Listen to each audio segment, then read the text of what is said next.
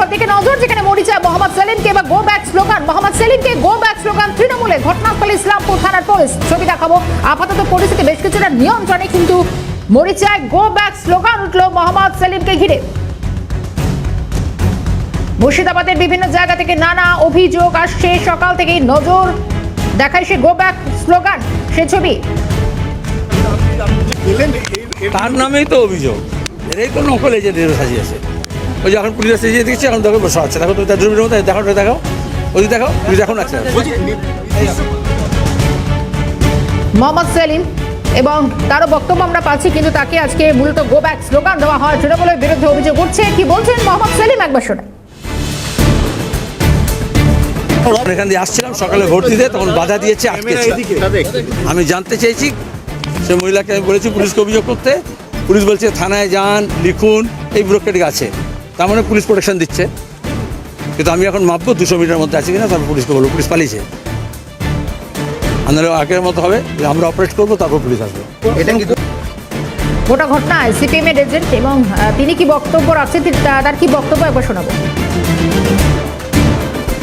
Vote দিতে দিচ্ছে না, প্রত্যেকটা ভোটারকে এখানে ধরছে টিএমসি রে, ভোটারকে ধরছে, ধরে এখানে সবকিছু কাঢ়ে নিচ্ছে, কাঢ়ে নিয়ে বলছে তোর ভোট হয়ে গেছে, যা চলে যা। এখানে একজন না, পুলিশকে আমরা ফোন করেছিলাম, পুলিশ আসে একবার তাড়া দিয়েছে, তাড়া দেওয়ার পর আবার জমেছে। এখানে হেটলাল বলে একজন আছেন, সে তো খুবই গালাগালি করছে, আমাকে বলেছে তোকে বাড়িতে আজ রাত্রে থাকতে দেবো না। অন্যদিকে তৃণমূল কর্মীদের কি তারা কি জানাচ্ছেন, একবার শোনেন।